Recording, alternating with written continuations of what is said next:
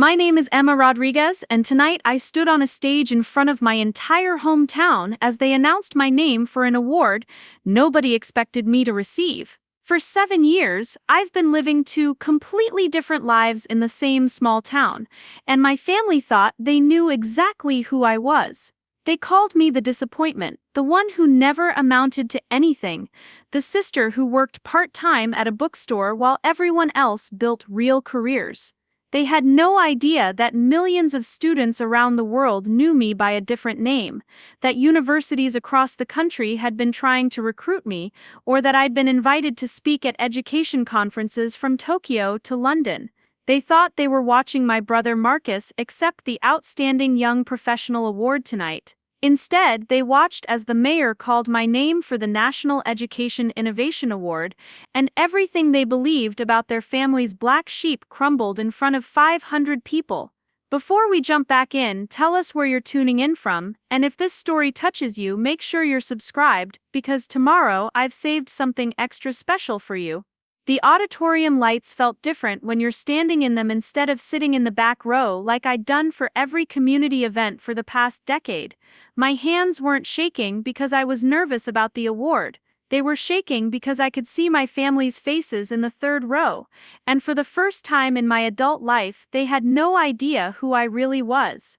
My mother Patricia sat frozen with her program clutched against her chest, the same way she held her real estate contracts when deals went sideways. My father David had that expression he got when insurance claims didn't add up right, like he was trying to recalculate numbers that suddenly made no sense. But it was Marcus who looked like someone had just told him the sun was actually the moon. His mouth hung open slightly, and his wife Jessica leaned over to whisper something urgent in his ear, probably asking the same question that was written across all their faces. How is this possible? The ceremony coordinator, Michael Thompson, had pulled me aside 20 minutes before the event started. He was a nervous man who ran these awards every year like they were state dinners, checking his clipboard every 30 seconds and adjusting his tie. When he found me restocking returned books in the back corner of Henderson's Books where I worked, he looked genuinely confused.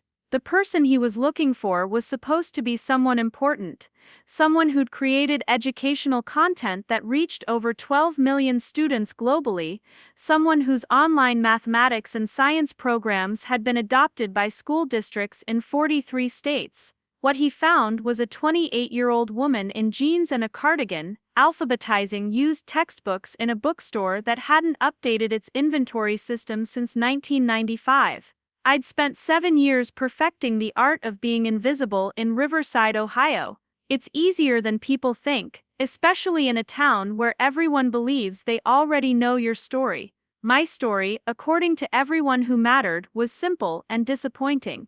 I was the Rodriguez daughter who'd gone to college, gotten some kind of education degree that nobody really understood, and then came back home to work part-time jobs while she figured out what to do with her life. I tutored high school kids for $15 an hour at the Learning Center on weekday afternoons. I shelved books at Henderson's for $12 an hour on weekends. I lived in a tiny apartment above Miller's Cafe, drove a 10-year-old Honda Civic, and bought my clothes from the clearance rack at Target. To anyone paying attention, and in Riverside everyone was always paying attention, I was exactly what I appeared to be: underemployed, underachieving, and probably a little lost. What they didn't know was that every night after my shifts ended, I went home to a setup that would make most tech companies jealous. 3 monitors, professional lighting equipment, a camera system worth more than my car, and editing software that cost more than most people's monthly rent. What they couldn't see was the steady stream of income that had been flowing into carefully managed accounts for 7 years, revenue from online courses that generated more in a month than my father's insurance agency made in a quarter. They had no idea that the quiet girl who couldn't seem to hold down a full-time job was actually Teachwell, the anonymous educator whose calculus tutorials had helped struggling students get into Ivy League schools, whose chemistry explanations had been featured in national education magazines, and whose innovative teaching methods had been studied by pedagogy researchers at Stanford and MIT. The anonymity had been necessary from the beginning. When I started creating content during my last semester of college, I chose the name Teachwell because it was generic enough to work for any subject and specific enough to feel trustworthy. I never showed my face in the videos. My voice was slightly altered through audio processing. All my business correspondence went through a post office box in the next county. The checks were deposited into accounts that were legally registered under my real name but connected to business entities that maintained my privacy. I'd learned early that once you put yourself out there on the internet, especially as a young woman in education, you opened yourself up to scrutiny and criticism that could destroy your credibility before you'd even established it. So I became nobody and everybody at the same time. Teachers used my materials without knowing who created them. Students learned from my explanations without ever seeing my face. Education conferences invited Teachwell to speak, and I'd politely decline or send pre-recorded presentations, always maintaining the mystique that kept my work separate from my identity. But maintaining that separation in a town like Riverside required constant vigilance. I had to be careful about my spending, always having plausible explanations for anything that seemed beyond my apparent means. The good camera equipment, I'd bought it used from a college student who was graduating. The multiple monitors, birthday gifts from my aunt in California, the professional software, educational discounts and open source alternatives. When neighbors asked about the packages that arrived regularly at my apartment, they were books for my tutoring work or supplies for the learning center. When anyone questioned why I didn't seem stressed about money despite working part-time jobs, I explained that my expenses were low and I was good at budgeting. The truth was so far beyond what anyone would imagine that the simple lies were always more believable. My family had stopped asking probing questions about my life choices around year 3. By then I think they'd collectively decided that I was probably never going to surprise them, so why waste energy worrying about it? Marcus had graduated law school, married Jessica, bought a house in the nicest subdivision in town, and joined the Riverside Chamber of Commerce. He volunteered for every community initiative, donated visibly to local charities, and made sure his name appeared in the Riverside Gazette at least once a month. He was everything my parents had hoped for in a son, successful, conventional, and socially prominent. I was everything they'd learned to expect from me, pleasant enough, helpful when needed, but ultimately forgettable. The shift happened about 6 months ago when Tyler Johnson started paying attention to details that nobody else had noticed. Tyler had been Marcus's best friend since high school, and he had the kind of analytical mind that made him excellent at his job as a financial advisor and terrible at letting things go when the numbers didn't add up. He started asking casual questions at family gatherings about how I could afford to live alone in downtown Riverside on part-time wages, especially when rent prices had gone up significantly in the past few years. He wondered aloud how I seemed to have money for new textbooks and supplies for the kids I tutored, particularly the ones who... Preparing and narrating this story took us a lot of time, so if you are enjoying it, subscribe to our channel. It means a lot to us. Now back to the story. Whose families couldn't afford materials. He mentioned to Marcus that he'd seen me at the coffee shop with a laptop that looked suspiciously expensive for someone working retail and tutoring jobs. Tyler's questions planted seeds of curiosity that grew into suspicion, and suspicion in a family like mine always led to investigation. Marcus started dropping by my apartment unannounced, ostensibly to check on his little sister but actually to look around for clues about what he thought might be suspicious activity.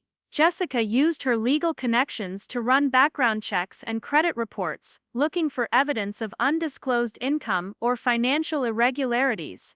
My mother began asking pointed questions about my daily schedule, trying to account for hours that seemed unaccounted for. My father, with his insurance investigator instincts, started paying attention to my spending patterns and lifestyle choices with the kind of scrutiny he usually reserved for potentially fraudulent claims. The irony was that their investigation was both completely wrong and absolutely right. They were wrong about what I was hiding, but they were right that I was hiding something significant. The financial discrepancies they noticed were real. The unexplained income was substantial. The lifestyle that didn't match my apparent employment was genuinely suspicious. But instead of discovering some kind of criminal activity or financial deception, they were on the verge of uncovering a success story so far beyond their expectations that it would force them to reconsider everything they thought they knew about their daughter and sister. The confrontation came 3 weeks before the Riverside Excellence Awards ceremony. Marcus and Jessica requested a family meeting at my parents' house on Maple Street, in the same living room where we'd held every serious family conversation for the past 20 years. I arrived expecting another lecture about responsibility and life choices, the kind of well-intentioned intervention that had become routine whenever my family decided I needed guidance. Instead, I walked into what felt like a formal interrogation. Tyler was there, which immediately told me this wasn't a normal family discussion. He brought a folder of printed documents, bank statements, property records, credit reports, and transaction histories that painted a picture of financial activity that couldn't be explained by my visible sources of income. Marcus presented their findings with the methodical precision he used in legal briefs, laying out evidence of what he called significant financial irregularities in my lifestyle and spending patterns. Jessica approached it from a legal perspective, explaining their concerns about potential tax evasion, undeclared income, or involvement in activities that could have serious legal consequences. My parents said less, but their worry was obvious. My mother kept mentioning how embarrassing it would be if there was some kind of scandal involving the family, especially with Marcus being so prominent in the community. My father focused on practical concerns about legal liability and financial responsibility, asking direct questions about where my money was really coming from and whether I understood the potential consequences of whatever I was doing. The subtext was clear: they thought I was involved in something illegal, unethical, or at minimum irresponsible, and they wanted me to come clean before it became a public problem. I sat through their presentation in complete silence, watching them build a case against me using evidence that was accurate but interpreted completely wrong. Every bank deposit they questioned was legitimate income from my online education business. Every unexplained expense was a professional investment in equipment or software that generated more revenue. Every inconsistency in my schedule was time spent creating content that was helping students around the world learn mathematics and science more effectively. But I couldn't explain any of that without revealing the identity I'd spent 7 years protecting, and I wasn't ready to make that decision under pressure in my parents' living room. When they finished their presentation, they waited for my response. Marcus leaned forward with the expression he used when he thought he'd presented an airtight legal argument. Jessica had her lawyer face on, the one that said she was prepared for any response except complete honesty. Tyler looked satisfied with his detective work, convinced he'd uncovered something significant. My parents looked worried and disappointed, probably already imagining the conversations they'd have to have with neighbors and friends if their daughter turned out to be involved in some kind of financial impropriety. I looked at each of them, these people who'd known me my entire life, who'd raised me and supported me, and worried about me, and who had just spent weeks investigating me because they couldn't imagine that I might be successful in ways they didn't understand. I thought about the millions of students who'd learned from my content, the teachers who'd used my materials to improve their classrooms, the recognition I'd received from education professionals around the world. I thought about the careful balance I'd maintained for 7 years, protecting both my privacy and my family's expectations. And I realized that their investigation had made that balance impossible to maintain. I understand your concerns, I told them, my voice steady despite the weight of what I was about to change. But I can't discuss the details of my work or income right now. What I can tell you is that everything I do is completely legal, ethical, and documented appropriately for tax purposes. If you need more than that, you'll have to trust me, or you'll have to take whatever steps you think are necessary. The room went quiet in a way that felt final. Marcus exchanged a look with Jessica that told me they'd already discussed what they'd do if I refused to cooperate. Tyler shook his head with the disappointment of someone whose suspicions had been confirmed rather than resolved. My parents looked at each other with the expression of people who'd run out of options for helping a child they couldn't understand. Then we'll need to take steps to protect the family and get you the help you obviously need, Marcus said, his legal training taking over. This can't continue, Emma. Whatever you're involved in, it's going to come out eventually. We'd rather be part of the solution than wait for it to become a public problem. That's when I realized they weren't just planning an intervention, they were planning to force the truth into the open, one way or another.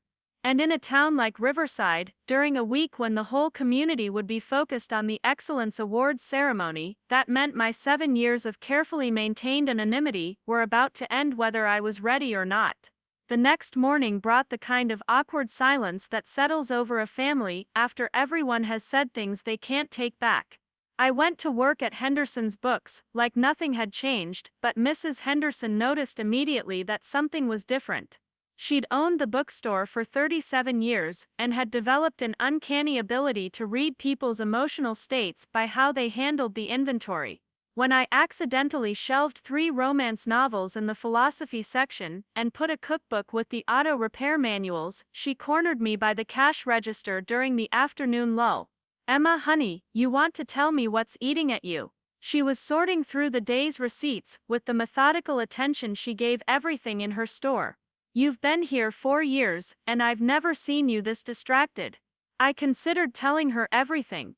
Mrs. Henderson was one of the few people in Riverside who'd never treated me like a disappointment or a puzzle that needed solving.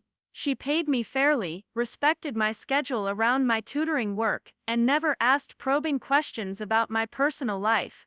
But explaining my situation would mean explaining the business that generated more revenue in a month than her bookstore made in a year, and that felt like a betrayal of the trust she'd shown in the quiet, reliable employee she thought she knew. Family stuff, I said, which was true enough, nothing I can't handle. She nodded and went back to her receipts, but I caught her watching me with the concern of someone who'd raised 3 daughters of her own. You know, Emma, sometimes the people who love us the most are the ones who understand us the least. That doesn't make them wrong about loving us, but it doesn't make them right about everything else either. Her words stayed with me through the rest of my shift and followed me to the learning center for my afternoon tutoring appointments. The learning center occupied a converted house on Oak Street, with small rooms that had been turned into study spaces and a main area where kids could work on group projects or get help with homework. I'd been working there since I moved back to Riverside, and it had become my favorite part of the life I'd built here. The kids didn't care about family expectations or community status, they just wanted help understanding algebra or chemistry or whatever subject was giving them trouble that week.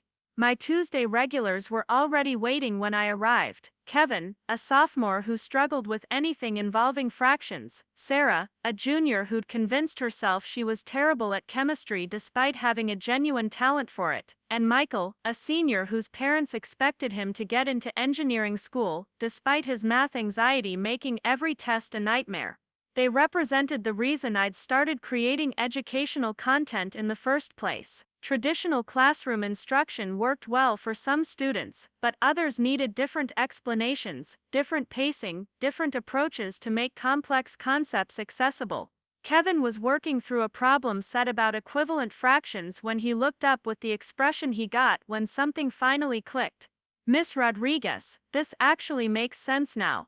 That thing you said about thinking of fractions like pizza slices, I get it. That's great, Kevin. What made the difference?" I'd learned that understanding how a student's mind worked was often more valuable than teaching them any specific concept. I don't know, it's like you explained it the way my brain wanted to hear it, instead of the way Mrs. Patterson explains it in class. He went back to his work with the confidence that came from understanding rather than memorization. Sarah looked up from her chemistry textbook with a question about molecular bonds that showed she was thinking about the subject at a much deeper level than she gave herself credit for. Michael was working through a calculus problem with the methodical approach he'd developed to manage his test anxiety. These kids had no idea that the teaching techniques I used with them were the same ones that millions of students around the world accessed through Teachwell content. They just knew that somehow, in this converted house on Oak Street, complex subjects became manageable. The irony wasn't lost on me that I could help teenagers understand advanced mathematics and science concepts, but I couldn't figure out how to explain to my own family that I was successful in ways they'd never thought to measure. The kids at the learning center saw me as someone who could make difficult things simple. My family saw me as someone who couldn't figure out how to make simple things successful. That evening, I drove home to find Marcus and Jessica sitting in the parking lot behind Miller's Cafe, obviously waiting for me. Marcus got out of his BMW and approached my Honda with the determined expression he used when he decided to fix a problem, whether the problem wanted fixing or not. Jessica stayed in the passenger seat, probably taking notes on her phone for whatever legal strategy they'd developed since our family meeting. "Emma, we need to talk." He looked uncomfortable, which was unusual for Marcus. Uncomfortable wasn't an emotion he allowed himself very often. "Can we go upstairs?" My apartment above the cafe was small but comfortable, one bedroom, a kitchen that was bigger than it looked, a living room with windows that faced the downtown square. What Marcus and Jessica saw when they walked in was exactly what they expected from someone living on part-time wages: second-hand furniture, basic appliances, nothing that screamed financial success. What they couldn't see was the professional setup in my bedroom, carefully concealed behind a folding screen I'd positioned to look like a decorative room divider. Marcus settled into my second-hand armchair like he was preparing for a lengthy negotiation. Jessica perched on the edge of my couch with her phone in her lap, ready to document whatever admissions they managed to extract. They'd clearly planned this intervention, probably spending the day strategizing about how to approach their stubborn younger sister who refused to be helped. "Tyler did some more research," Marcus began, which immediately put me on alert. Tyler's research had already caused enough problems. "He found some interesting connections between your bank deposits and a business entity called Rodriguez Educational Services." My chest tightened, but I kept my expression neutral. Rodriguez Educational Services was one of the business entities I'd established to manage Teachwell revenue streams. It was completely legitimate, properly registered, and carefully structured to maintain my privacy while meeting all legal requirements. But it was also a direct connection between my real name and my online identity, exactly the kind of link I'd spent 7 years avoiding. "That name sounds familiar," I said carefully. "I think I helped someone set up a tutoring business a few years ago. Maybe they used my name as a reference." Jessica leaned forward with her lawyer instincts engaged. "Emma, we can verify business registrations, we can trace financial connections. What we can't figure out is why you won't just tell us what's going on." "Because what's going on is my private business, and I'm 28 years old," I replied, trying to keep my voice level. "I understand that you're concerned, but I don't owe you detailed explanations about my financial decisions or career choices." Marcus stood up and started pacing, which he did when legal arguments weren't working, and he needed to shift to emotional appeals. "This isn't about controlling you, Emma, this is about protecting our family. If you're involved in something that could reflect badly on all of us, we have a right to know. And if I'm not involved in anything that could reflect badly on anyone, then you're investigating me for no reason except that you can't believe I might be managing my life successfully without your input." The conversation continued like that for another 30 minutes, with Marcus and Jessica pressing for information I couldn't provide without revealing my identity, and me deflecting their questions without lying outright. They left frustrated and more suspicious than when they'd arrived, convinced that my refusal to cooperate was evidence of wrongdoing rather than privacy. After they left, I sat in my living room, looking out at the downtown square where I'd grown up, where everyone knew everyone else's business, where reputation and appearances mattered more than almost anything else. I thought about the life I'd built here, carefully balanced between the person everyone thought I was and the person I actually was. I thought about the online community I'd created, where thousands of students and teachers knew Teachwell as a trusted resource, but had no idea she lived above a cafe in small-town Ohio. I thought about the recognition I'd received from education professionals around the world, awards and invitations and opportunities that meant more to me than any community recognition could. But I also thought about Kevin's excitement when fractions finally made sense, and Sarah's growing confidence in chemistry, and Michael's determination to overcome his test anxiety. I thought about Mrs. Henderson's quiet kindness and the way she trusted me to help run her bookstore without micromanaging every decision. I thought about the community I'd become part of here, even if most people didn't understand what I actually did for a living. The truth was that both of my lives mattered to me, and I'd never figured out how to integrate them without losing something essential about each one. Teachwell existed in a space where my ideas and teaching methods could reach millions of people without the limitations of gender, age, or geographic location. Emma Rodriguez existed in a space where I could form real relationships with individual students and be part of a community that knew me as a person rather than a brand. The anonymity that protected Teachwell also protected Emma, allowing me to live normally in a small town where internet fame would have changed every interaction I had with neighbors, family, and friends. But Marcus and Jessica's investigation had made that balance unsustainable. They'd found connections that could unravel my carefully maintained privacy if they kept pushing.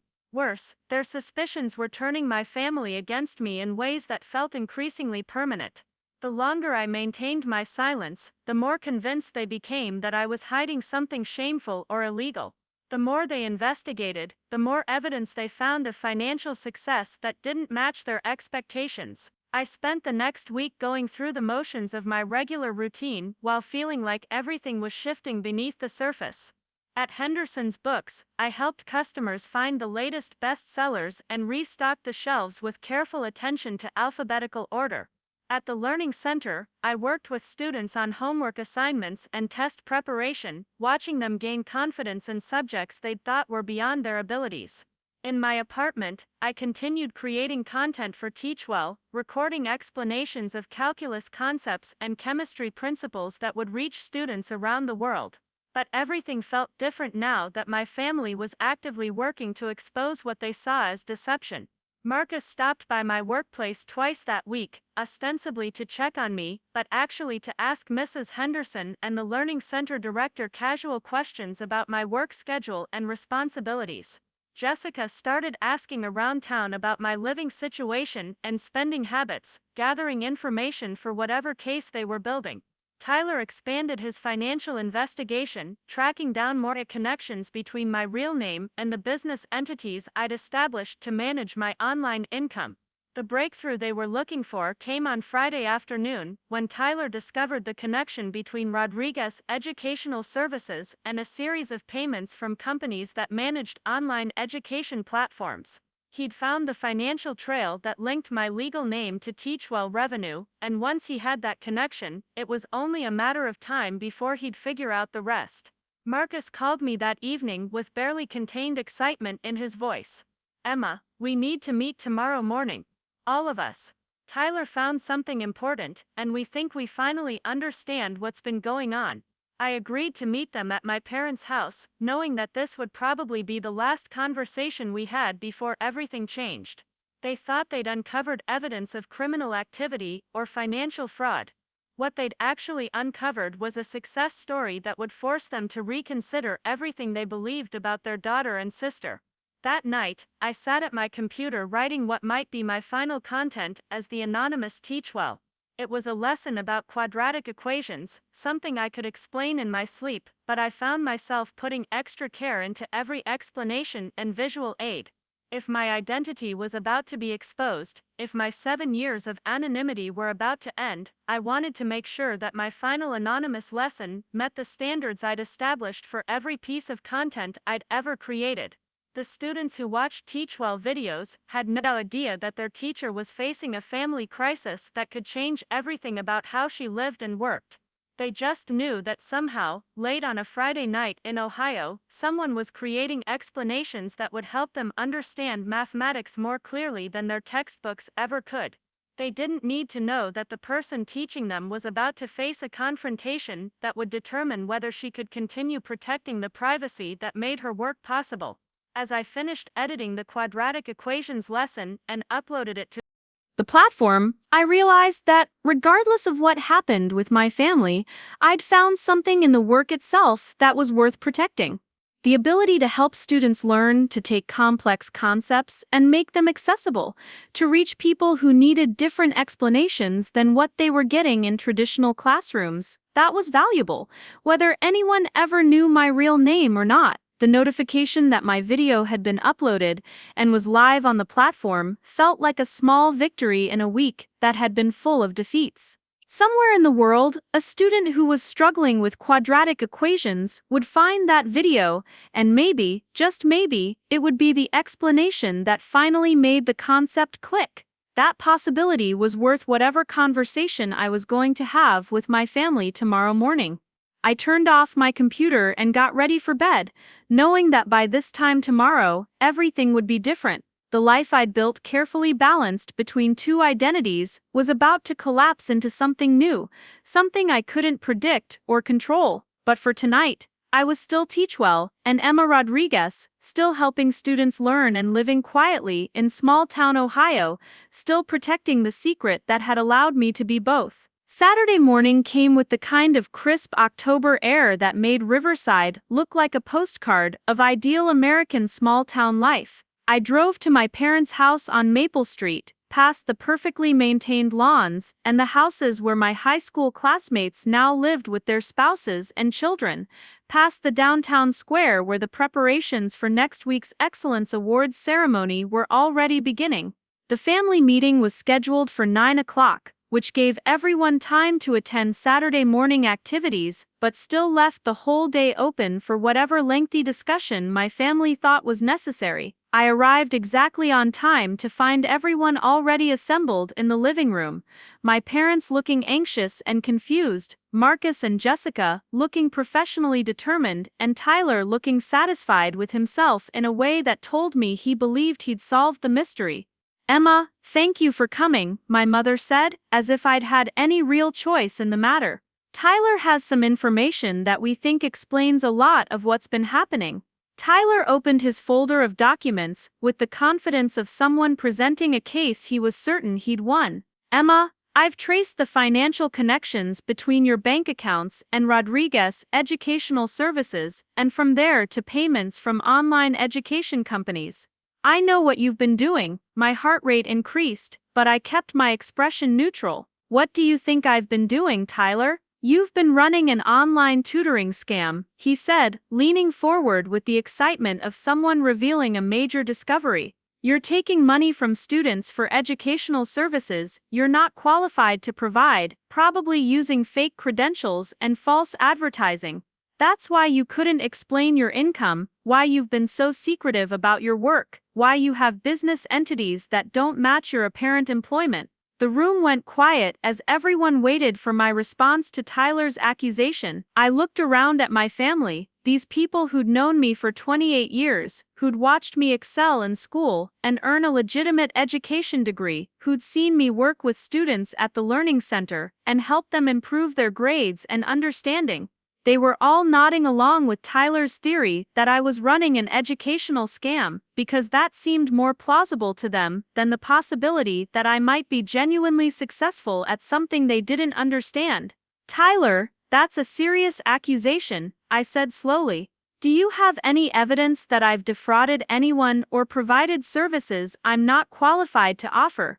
"The evidence is the discrepancy between your apparent qualifications and the income you're generating," Jessica said, switching into lawyer mode. "Online education scams are increasingly common, and they often target vulnerable students who are struggling in traditional classrooms." Marcus added, "Emma, we're not trying to attack you, we want to help you get out of this before it becomes a legal problem. If you've gotten in over your head with something that started small and grew beyond your ability to manage ethically, we can work with you to fix it." I realized then that my family's love for me had led them to construct a theory that allowed them to see me as a victim of circumstances, rather than someone who might be genuinely successful. They could accept that I might have accidentally stumbled into financial fraud more easily than they could accept that I might have deliberately built a legitimate business that generated substantial income. Their concern was real, but it was based on such a fundamental misunderstanding of who I was and what I'd accomplished that I didn't know how to bridge the gap with explanations. What if I told you that everything I've done has been completely legal, ethical, and professionally successful? I asked. What if the income Tyler discovered is legitimate revenue from work I'm genuinely qualified to do? Then we'd need to see documentation of your qualifications and evidence of the services you're providing, my father said with his insurance investigator voice. Because right now, all we have is financial activity that doesn't match your visible employment and education background. And we'd need to understand why you've been so secretive about work you should be proud of, my mother added. If you're running a successful business, why hide it from your family? Those were fair questions, and they deserved honest answers. But honest answers would mean revealing the Teachwell identity I'd spent 7 years protecting, exposing the online platform that reached millions of students, explaining the level of success I'd achieved in the education field. It would mean showing them a version of their daughter and sister that was so different from their expectations that it would change every family dynamic and every assumption they'd made about my life and choices. I looked around the room one more time, at Tyler with his folder of evidence, at Marcus and Jessica with their legal concerns, at my parents with their worried expressions. They were all waiting for me to confess to the wrongdoing they were certain I'd committed, to ask for their help fixing the problems they were convinced I'd created. Instead, I stood up and walked to the window that looked out over the backyard, where Marcus and I had played as children, where our parents had hosted barbecues and birthday parties, where we'd built snow forts and planted garden vegetables and learned to ride bicycles. It was the view of my childhood, the foundation of everything I'd known about family and home and belonging. You're going to find out the truth eventually, I said without turning around. Tyler's investigation is going in the right direction, just toward a very different conclusion than he expects, but I'm not going to defend myself against accusations of fraud when the real issue is that you can't imagine me being successful at something you don't understand. Emma, we just want to help, Marcus said, but his voice carried the frustration of someone whose help was being rejected. I know you do, I replied, turning back to face them. But the help I need is for my family to trust me, and that's the one thing you can't seem to provide. I gathered my jacket and keys, preparing to leave before the conversation could deteriorate further. Tyler, keep investigating. You'll find your answers, but when you do, I hope you'll ask yourselves why you were so ready to believe I was a criminal rather than successful. As I drove home from that meeting, I realized that the choice had been made for me. My family's investigation was going to uncover my identity whether I cooperated or not. The only question now was whether I wanted to control how the truth came out, or whether I wanted to let Tyler discover it piece by piece and present it to the family as another accusation to defend against. That afternoon, I made the decision that would change everything. I called the mayor's office and asked to speak with Michael Thompson about the Excellence Awards ceremony scheduled for the following Friday. I had something important to discuss with him about one of the award recipients. Michael Thompson answered his phone on the third ring, and I could hear the controlled chaos of ceremony preparation in the background. Volunteers were setting up chairs in the Riverside Community Center, testing microphones, and arranging the floral displays that made every community event in our town look like it belonged in a magazine about ideal American life. When I identified myself, there was a brief pause before his voice shifted into the carefully professional tone he used when dealing with award recipients. Miss Rodriguez, I'm so glad you called. I've been trying to reach you all week. We need to discuss the logistics for Friday evening. He sounded genuinely excited, which made sense, given that the National Education Innovation Award was apparently the most prestigious recognition the Riverside ceremony had ever included. This is quite an honor for our community. We've never had a recipient of this caliber before. I took a breath and made the decision that would unravel 7 years of carefully maintained anonymity. Mr. Thompson, I need to ask you something important. Is my family aware that I'm receiving this award? There was another pause, longer this time. Well, no, the recipient list isn't made public until the ceremony. We sent the notification to your registered address, which I believe is a post office box. His voice carried the confusion of someone trying to navigate unfamiliar territory. Is there a problem with that? Not exactly a problem, but a complication. My family doesn't know about my work under the Teachwell platform. They're not aware of my professional achievements in education. The words felt strange to say out loud. After years of protecting that information, I'd like to arrange for some additional guests to be invited to the ceremony. People who can verify my credentials if there are any questions. Michael's excitement was palpable even through the phone.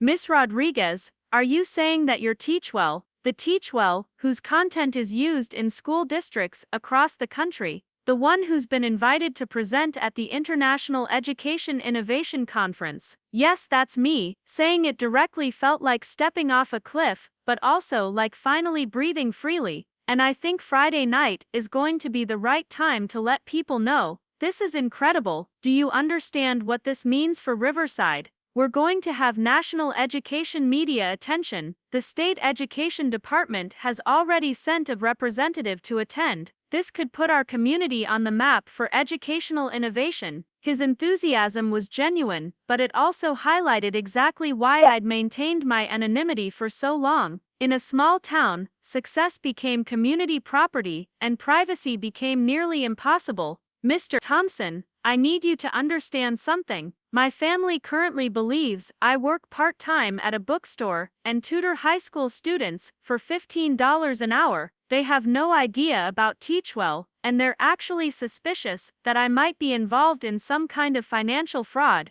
The irony of the situation wasn't lost on me as I explained it. This award announcement is going to be a complete shock to them.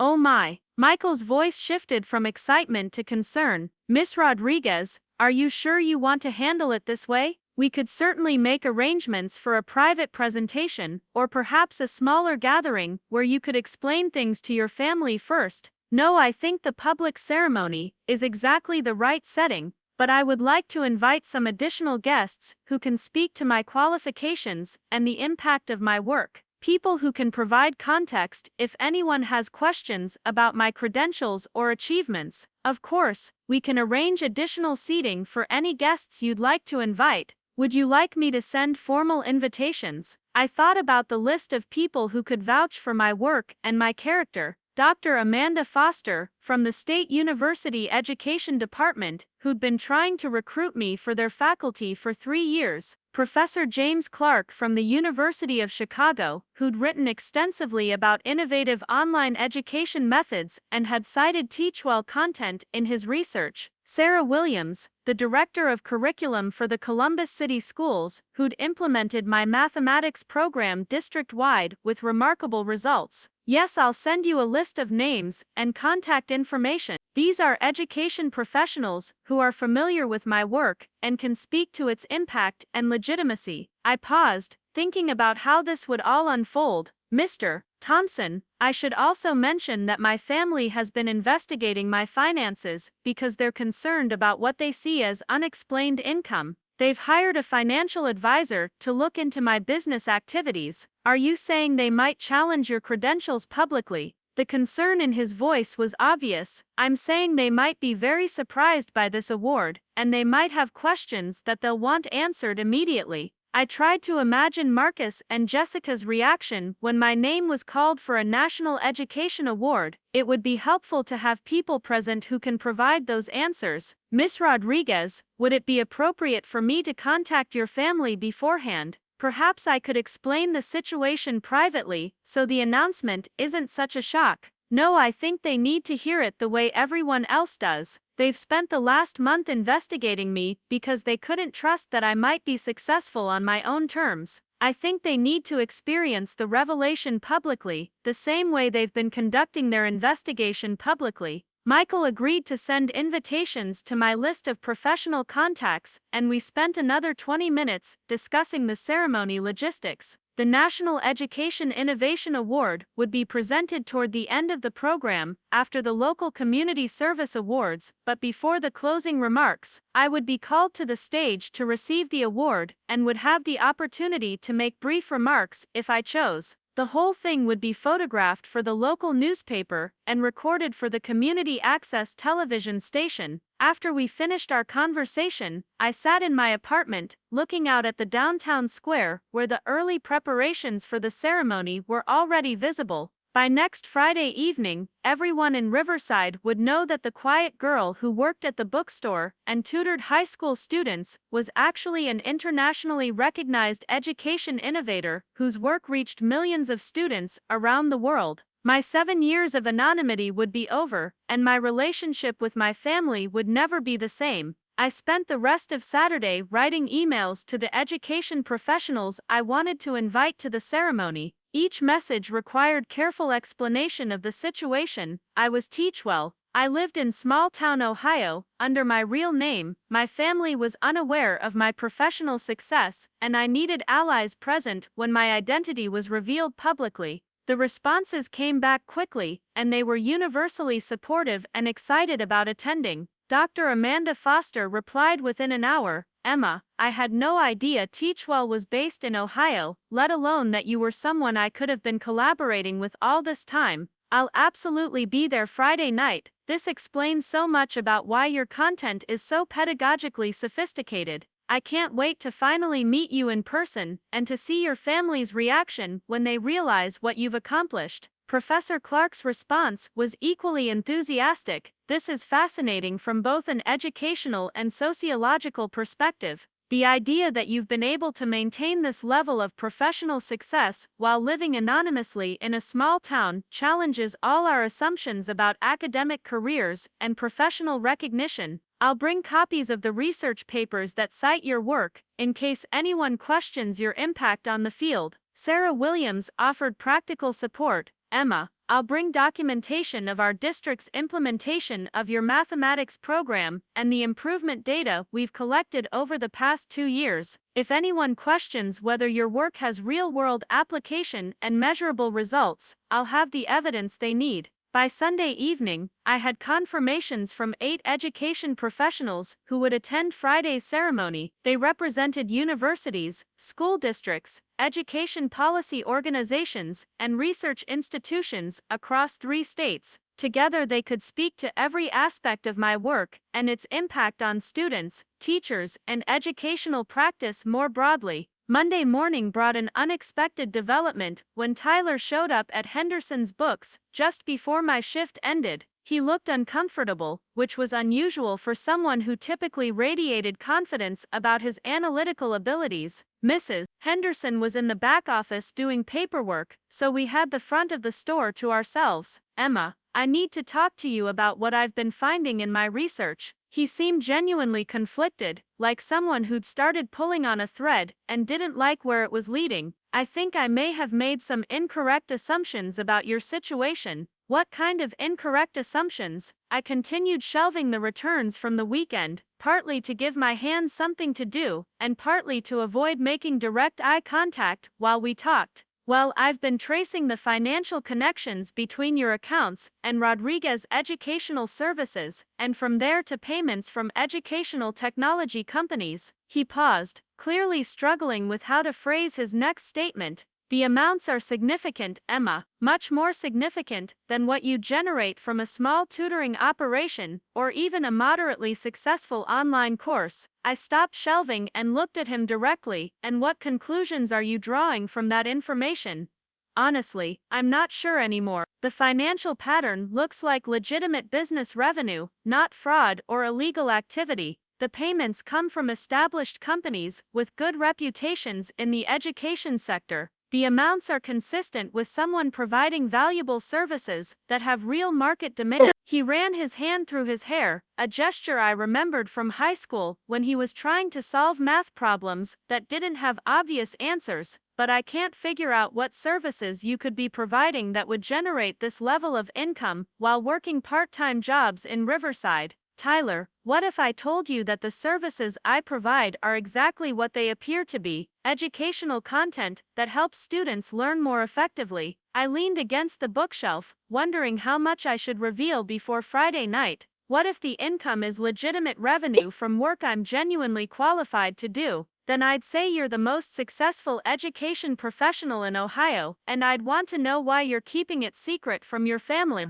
His analytical mind was clearly working through the implications. Emma, if you're generating this level of income from educational services, you're not just successful, you're exceptionally successful. You're successful enough that your family should be proud of what you've accomplished, not suspicious of it. And why do you think I might keep that kind of success secret? Tyler considered the question seriously, which I appreciated about him despite the problems his investigation had caused. Privacy, maybe. If you've built something substantial, maybe you don't want it to become the focus of every family gathering and community conversation. Or maybe you wanted to build it without external pressure or expectations. Those are good theories. What are you going to tell Marcus and Jessica? I'm going to tell them that their investigation is pointing toward legitimate business success, not fraud or illegal activity. I'm going to recommend that they stop treating you like a suspect and start treating you like a family member who's entitled to privacy about her professional choices. He looked genuinely apologetic.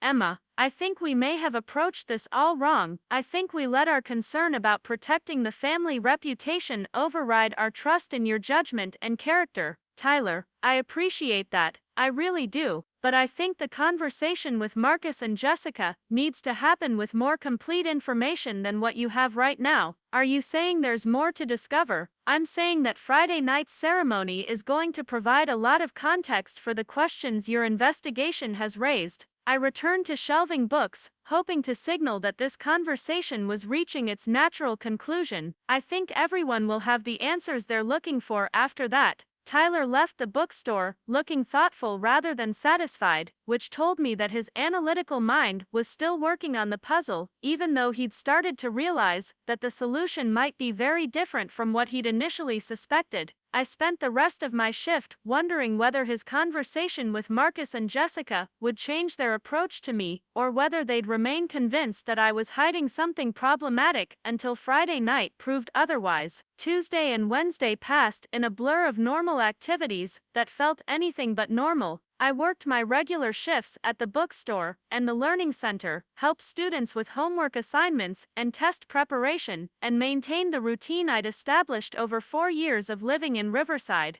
But everything felt charged with anticipation and anxiety about how dramatically that routine was about to change. At the learning center on Wednesday afternoon, Kevin was working through polynomial equations with the confidence he'd developed over months of consistent practice. Sarah had moved on to advanced chemistry concepts that would have intimidated her when she first started coming for help. Michael was preparing for his college entrance exams with a systematic approach that had transformed his test anxiety into manageable preparation strategies. Miss Rodriguez, I got my chemistry test back, Sarah said, holding up a paper marked with an A-. Mrs. Johnson wrote a note saying my explanation of molecular bonding was the clearest she'd seen from any student this semester. That's fantastic, Sarah. What made the difference for you? I think it was the way you explained it using those building block analogies, like instead of just memorizing the rules, I actually understand why molecules behave the way they do. She looked genuinely excited about chemistry, which was a remarkable transformation from the girl who'd been convinced she was terrible at science when she first started coming for tutoring. Kevin looked up from his polynomial practice problems. Miss Rodriguez, are you going to keep working here next year? Because I'm going to need help with calculus, and you're like, the only person who explains math in a way that makes sense to me. The question hit me harder than I'd expected.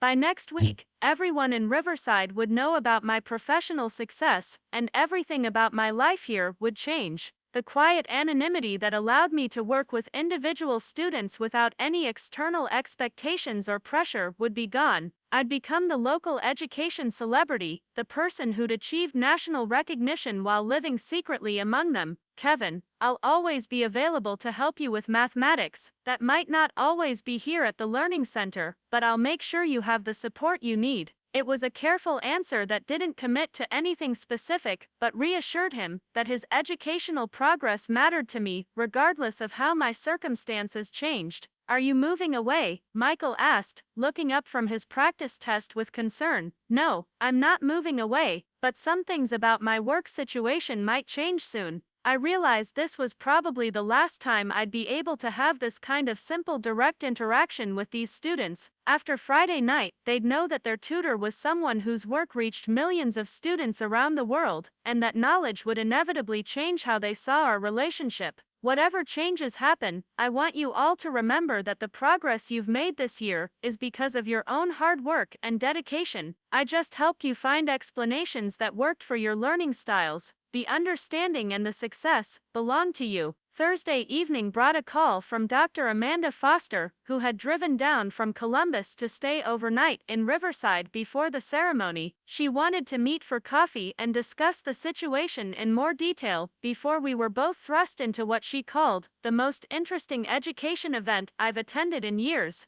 We met at Miller's Cafe, directly below my apartment, which felt appropriately symbolic, given how much my life was about to change. Dr. Foster was a woman in her 50s, who'd spent her career studying innovative teaching methods and advocating for education reform. She'd been trying to recruit me to join her university faculty for 3 years, sending periodic emails to the Teachwell contact address, offering research opportunities and collaborative projects. Emma, I have to admit that I'm fascinated by what you've accomplished here, she said, looking around the cafe that represented the heart of my small-town life. You've managed to have significant impact on education practice while maintaining complete anonymity and living what appears to be a perfectly ordinary life in a community that has no idea what you do professionally. It's been an interesting balance to maintain, I replied, stirring sugar into my coffee and wondering how to explain 7 years of deliberate privacy to someone whose career had been built on academic visibility and professional recognition. But why maintain it? I understand the value of privacy, but you've forfeited opportunities for collaboration, research partnerships, speaking engagements, career advancement. You could have been teaching at any university in the country, leading education reform initiatives, influencing policy at the national level. Dr. Foster, all of those opportunities come with trade-offs. Academic careers require you to navigate institutional politics, compete for funding, publish research according to other people's timelines and priorities. Conference presentations and speaking engagements take time away from creating content that directly helps students learn.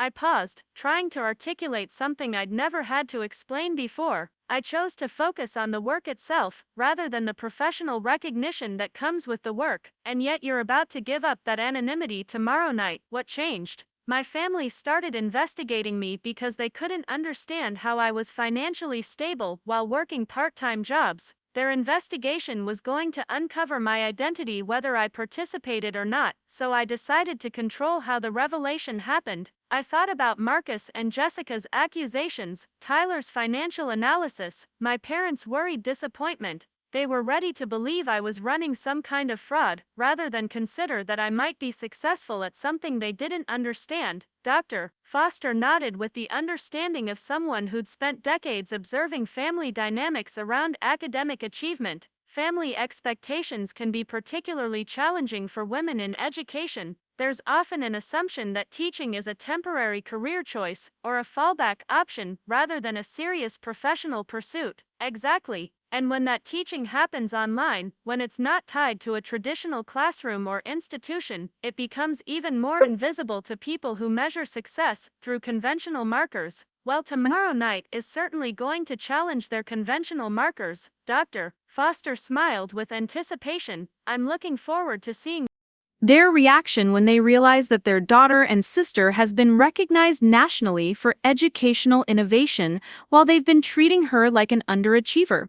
We spent another hour discussing the ceremony logistics and the education professionals who would be attending. Dr. Foster had brought copies of research papers that cited Teachwell content, documentation of the platform's reach and impact, and data about student outcomes in districts that had implemented my materials. She'd also prepared a brief presentation about my contributions to education innovation, in case anyone at the ceremony wanted more detailed information about my professional achievements. Emma, I want you to know that tomorrow night isn't just about your family understanding your success. It's about the education community finally being able to put a face and a name to work that has influenced teaching practice across the country. She gathered her papers and prepared to leave. "You've been Teachwell for 7 years. Tomorrow night you get to be Emma Rodriguez, the education innovator who created Teachwell." After she left, I walked upstairs to my apartment and looked around at the space that had been my sanctuary for 4 years. The simple furniture, the small kitchen, the living room where I'd maintained the careful fiction that I was just getting by on part-time wages. Behind the folding screen in my bedroom, the professional setup that had allowed me to create content for millions of students, while my family believed I was struggling to find direction in life.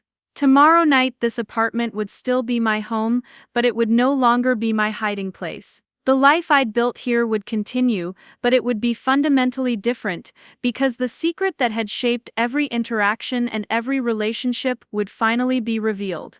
I'd still be Emma Rodriguez, but I'd also be Teachwell, and those two identities would finally, after 7 years of careful separation, become one person that everyone could see and understand. I spent my last evening of anonymity writing one final piece of Teachwell content, a lesson about exponential functions that I'd been planning for weeks. As I recorded the explanations and created the visual aids, I realized that this might be the last content I created without the weight of public recognition attached to it. Starting tomorrow night, every video would be created by Emma Rodriguez, the National Education Innovation Award recipient from Riverside, Ohio, rather than by the anonymous Teachwell whose privacy had allowed her work to be judged purely on its educational merit. But as I finished the lesson and prepared to upload it to the platform, I also realized that the work itself hadn't changed.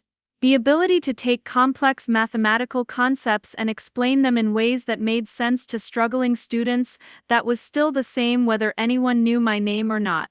The satisfaction of knowing that somewhere in the world a student would watch this video and finally understand exponential functions, that was still the same regardless of who got credit for creating it. Tomorrow night would bring the end of my anonymity, but it would also bring the beginning of something new.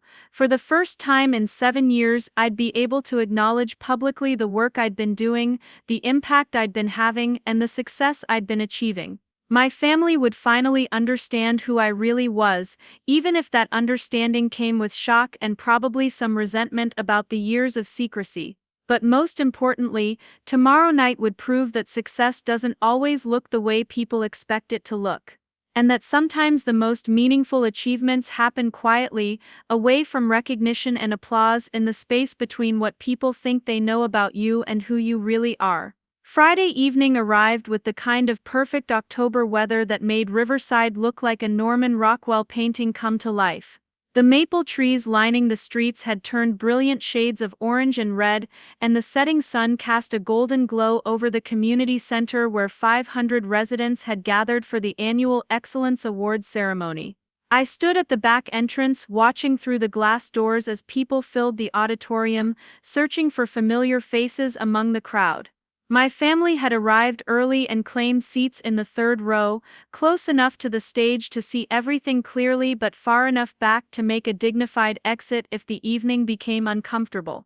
Marcus wore his best navy suit, the one he saved for court appearances and important community events. Jessica sat beside him in a professional dress that somehow managed to look both elegant and intimidating. My parents flanked them, my mother in the pearls she'd inherited from her own mother, my father in the charcoal gray suit he'd worn to every formal occasion for the past 15 years. They looked exactly like what they were: a successful family supporting one of their own at a community recognition event. They had no idea that by the end of the evening everything they believed about their family dynamics would be completely upended. I could see Tyler 3 rows behind them, checking his phone periodically with the distracted air of someone whose investigation had raised more questions than it had answered. He'd spent the week trying to reconcile the financial evidence he'd uncovered with his inability to find any proof of wrongdoing or fraud. His expression tonight suggested that he was expecting answers but wasn't entirely sure he was going to like what he discovered. Near the front of the auditorium, I spotted the education professionals who'd driven in from across the Midwest to witness what Dr. Foster had called the most interesting identity reveal in academic history. They looked slightly out of place among the local residents, carrying themselves with the confidence of people accustomed to university settings and professional conferences. Professor Clark from the University of Chicago was reviewing notes in a leather portfolio, probably preparing for whatever questions might arise about my work and its impact. Sarah Williams from Columbus City Schools was seated next to Dr. Foster, both women deep in conversation about education policy and innovative teaching methods. Michael Thompson approached me at the back entrance, clipboard in hand and the nervous energy of someone managing an event that had grown beyond his original expectations. The presence of state education officials and university professors had elevated what was supposed to be a routine community celebration into something approaching an academic conference. "Miss Rodriguez, are you ready for this?" His excitement was palpable but tinged with concern about how the evening might unfold. "I've never presented an award to someone whose family doesn't know they're receiving it. Are you absolutely certain you want to handle the announcement this way, Mr. Thompson? My family has spent the last month investigating me because they couldn't believe I might be successful without their knowledge or approval. I think they need to experience the truth in a setting where they can't control or manage it." I adjusted the simple black dress I'd chosen for the occasion, something professional but not flashy, appropriate for receiving a national award, but not so formal as to seem out of character for the Emma Rodriguez everyone thought they knew. "And you're comfortable with the questions that might follow? Once people know you teach well, there's going to be a lot of curiosity about how you've managed to maintain your anonymity while living in such a small community." I'm prepared for curiosity. What I'm not prepared for is continuing to live a divided life where my own family sees me as a failure while the education community recognizes me as an innovator. I looked through the glass at the audience settling into their seats at the stage where I'd soon stand to receive recognition for work that had defined my adult life. It's time for both versions of Emma Rodriguez to become the same person. Michael nodded and ushered me toward the side entrance where I could wait during the first part of the program. The ceremony would begin with local community service awards, followed by recognition for outstanding young professionals, and finally the presentation of special honors including the National Education Innovation Award. My moment would come near the end of the evening after my family had relaxed into the familiar rhythm of community celebration after Marcus had received whatever recognition he was expecting. I found a seat in the side area reserved for award recipients and their guests, close enough to observe the audience but removed enough to avoid being seen by my family. From this vantage point I could watch my parents' faces as they listened to the evening's presentations, could see the pride and anticipation in their expressions as they waited for Marcus's name to be called.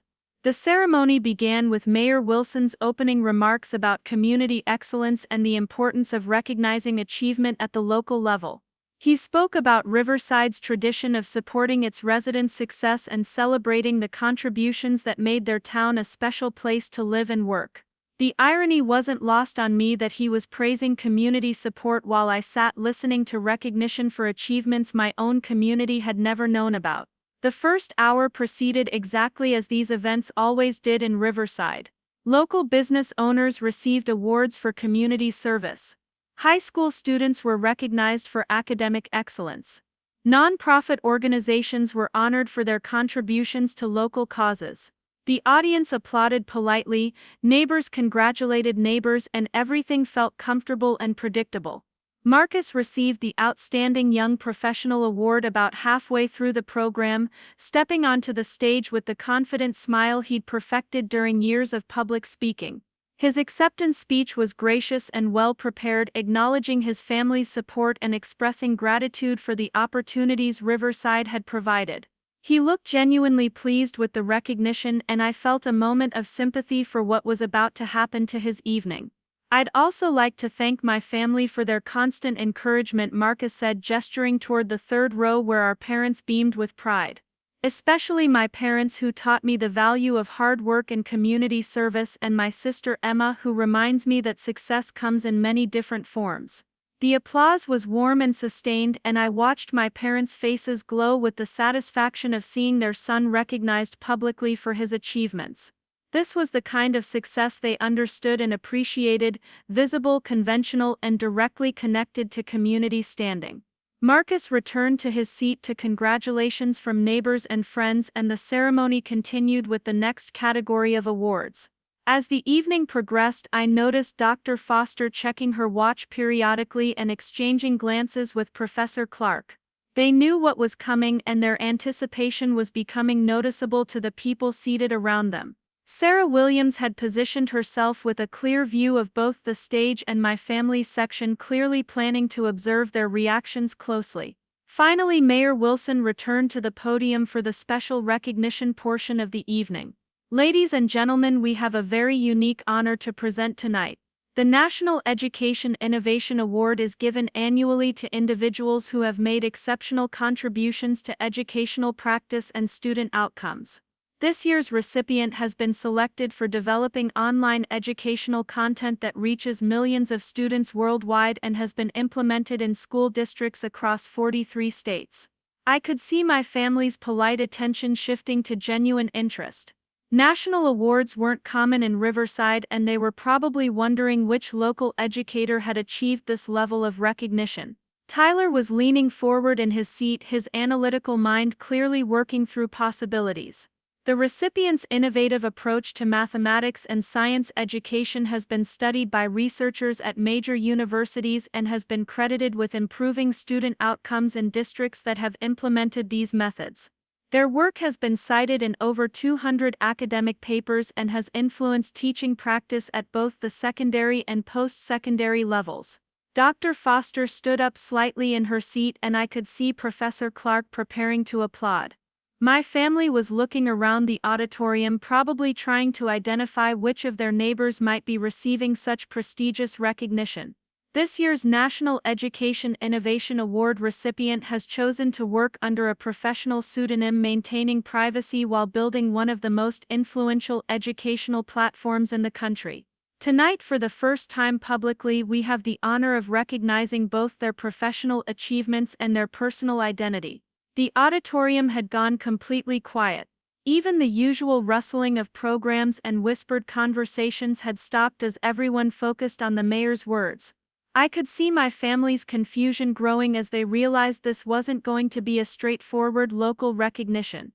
Ladies and gentlemen, please join me in congratulating this year's National Education Innovation Award recipient, known professionally as Miss Emma Rodriguez of Riverside, Ohio. The silence that followed felt like it lasted forever, though it couldn't have been more than a few seconds. I stood from my seat in the side section and walked toward the stage, aware that 500 pairs of eyes were tracking my movement, aware that my family's world was shifting beneath them with every step I took. The first sound I heard was Dr. Foster's enthusiastic applause, quickly joined by Professor Clark and the other education professionals who'd driven in for the ceremony. Their recognition of the moment's significance seemed to break the spell for the rest of the audience, and applause began spreading through the auditorium like a wave. But I wasn't looking at the general audience. I was watching my family's faces as they processed what had just happened.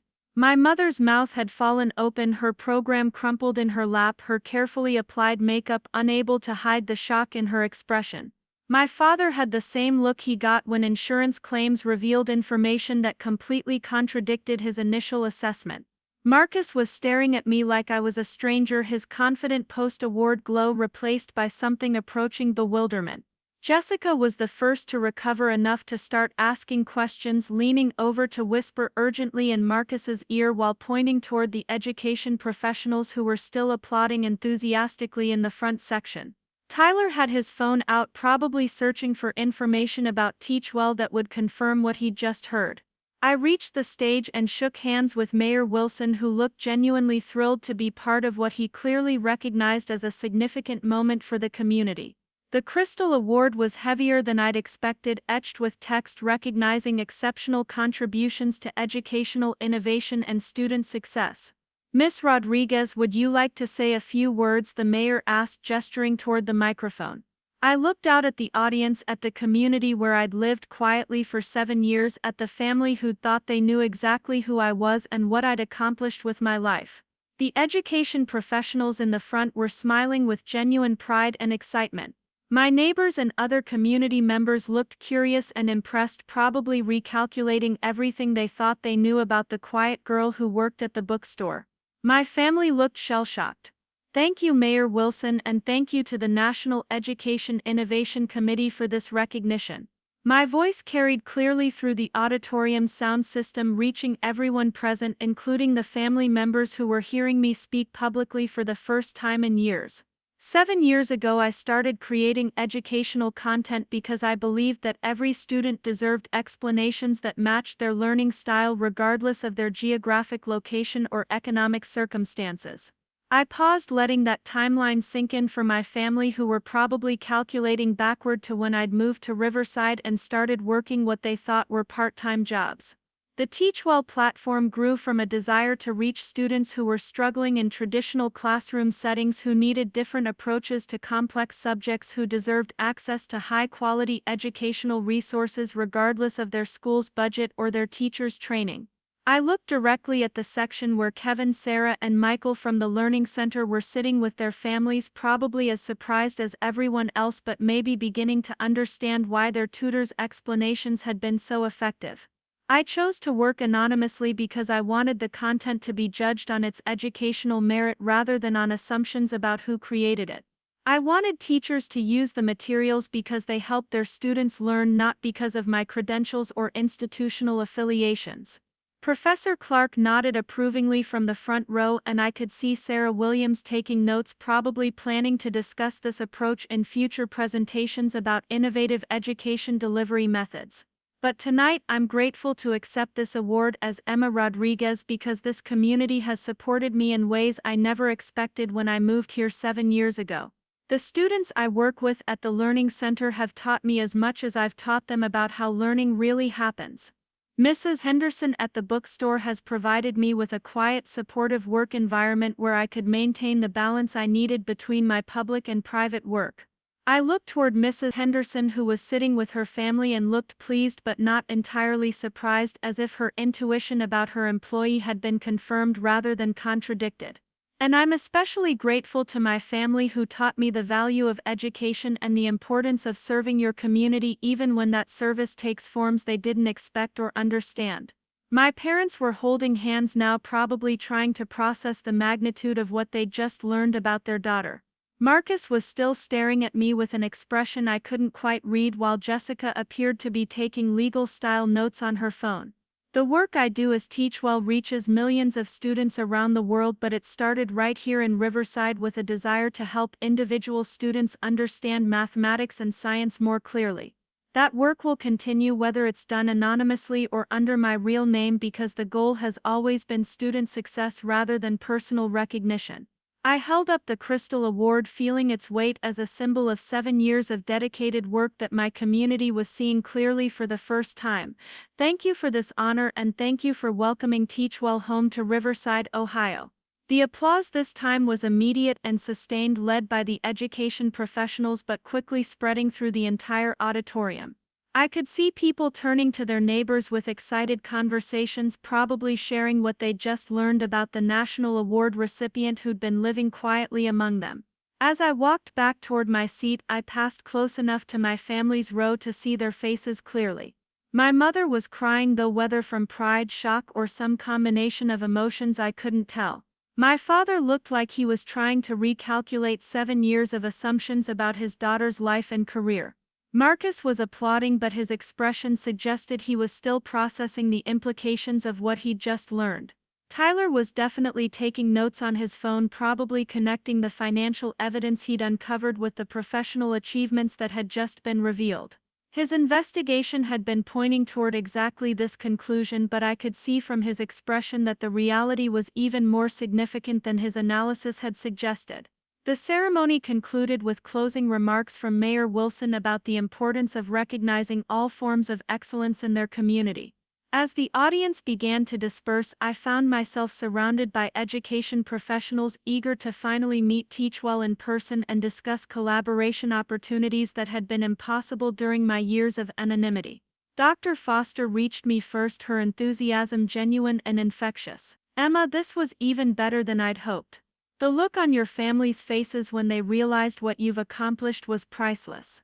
I think you've just redefined what educational success can look like in a small town." Professor Clark joined us carrying copies of research papers that cited Teachwell content. Miss Rodriguez, I've been studying innovative education delivery methods for 20 years, and your approach to maintaining anonymity while building professional influence is unprecedented. I'd love to discuss the sociological implications of this model for academic careers. Sarah Williams approached with a folder of documentation about her district's implementation of my mathematics program. Emma, our students' improvement in standardized test scores has been remarkable since we started using your materials. Having you available as a local resource is going to transform what we can offer our teachers and students. While I was talking with the education professionals, I could see my family gathering near the exit, clearly planning their own conversation about the evening's revelations. Marcus kept looking in my direction with an expression that mixed pride, confusion, and what might have been embarrassment about the accusations and investigations of the past month. Eventually, the education professionals finished their initial conversations and made plans to meet with me over the weekend to discuss future collaboration opportunities. As they left the auditorium, I was finally alone with the community members who were still processing what they'd learned about their neighbor. Mrs. Henderson approached me with the kind smile she'd shown me every day for 4 years, but now enhanced with new understanding of who she'd been employing. Emma dear, I always knew there was more to you than met the eye. The way you handled difficult customers, the way you organized our inventory system, the way you talked with the students who came in looking for textbooks, you had the confidence of someone who knew her subject matter. Mrs. Henderson, working at your store has been one of the most grounding experiences of my adult life. Having a place where I could just be Emma, where I could focus on simple tasks and direct interactions with people, that was essential for maintaining the balance I needed. Well, you'll always have a place at Henderson's Books, whether you're Emma Rodriguez or Teachwell or both. She patted my arm with genuine affection, though I suspect your schedule might be getting busier soon. As Mrs. Henderson left, I realized that my family was the only group still waiting in the auditorium.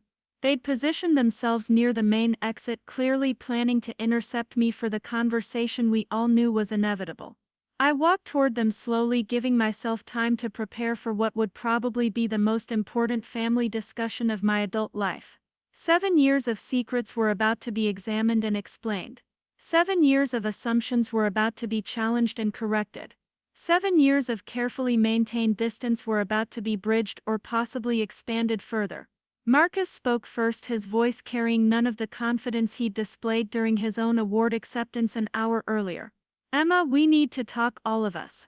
But not here and not tonight. This is too big to process in a parking lot after a public ceremony. I agree. But Marcus, I want you to understand something before we have that conversation. Everything Tyler discovered in his investigation was accurate. The financial discrepancies, the business connections, the income that didn't match my apparent employment. He was right about all of it. What he was wrong about was the conclusion that it represented something illegal or unethical.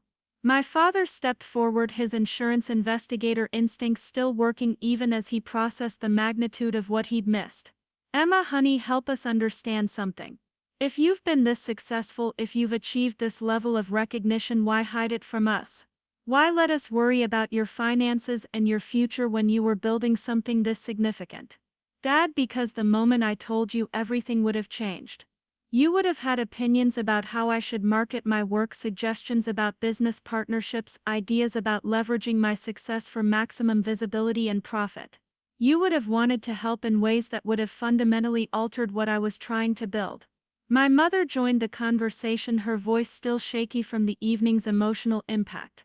But Emma, we could have supported you. We could have been proud of what you were accomplishing instead of worrying that you were wasting your education and your potential. Mom, you were proud of Marcus tonight when he received an award for exactly the kind of conventional success you understand and value. But could you have been proud of me 7 years ago when I was creating online content in my bedroom while working part-time jobs? Could you have trusted that I was building something meaningful when it didn't look like any career path you recognized? Jessica spoke for the first time since the ceremony ended, her legal training helping her focus on practical questions rather than emotional processing. Emma, what happens now?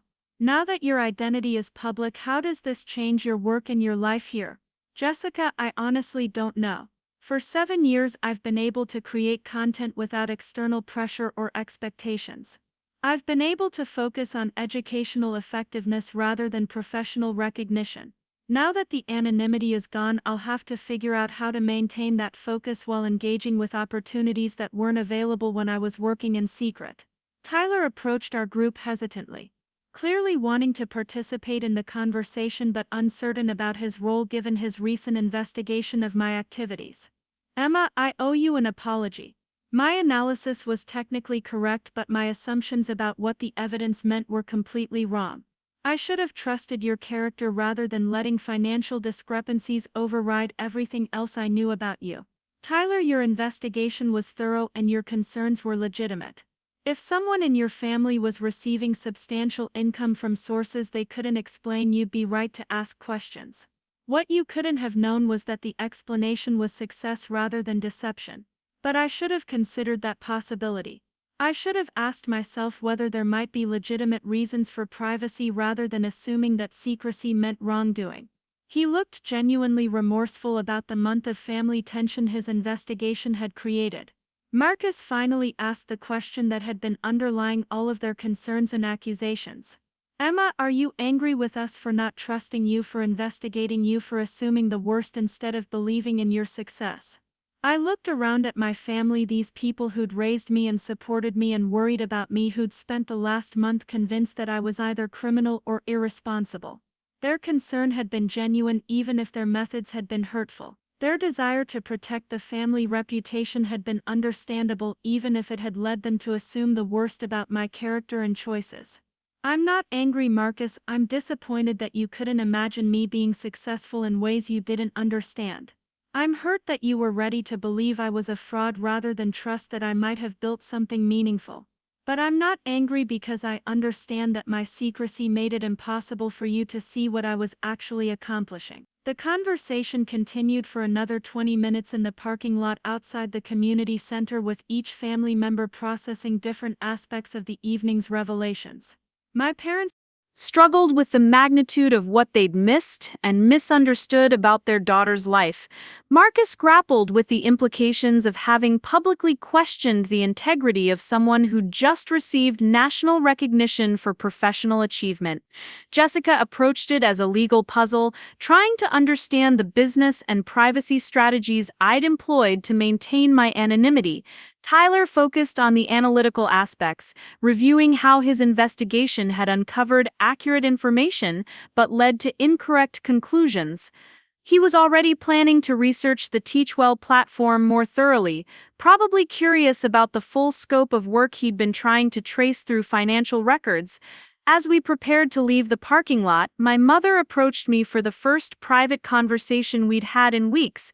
Emma, I want you to know that I'm proud of what you've accomplished, even if I don't understand how you managed to do it while living so quietly among us. Mom, the quiet life was part of what made the work possible. Being able to focus on creating content without external pressure or expectations, being able to interact with people as just Emma, rather than as a successful professional, that balance was essential for maintaining the creativity and perspective I needed. But what happens now? Now that everyone knows, can you still maintain that balance? It was a good question, and one I'd been avoiding thinking about too directly. The anonymity that had protected my work and my personal life was gone permanently.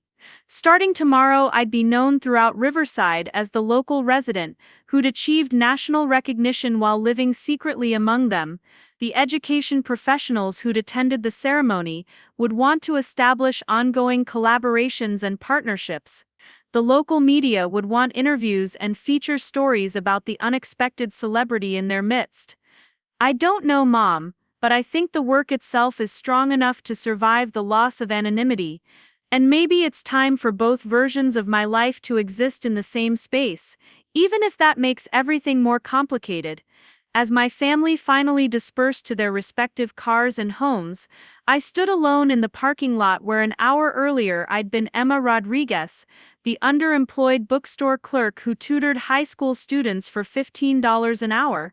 Now I was Emma Rodriguez, the National Education Innovation Award recipient, whose work reached millions of students worldwide.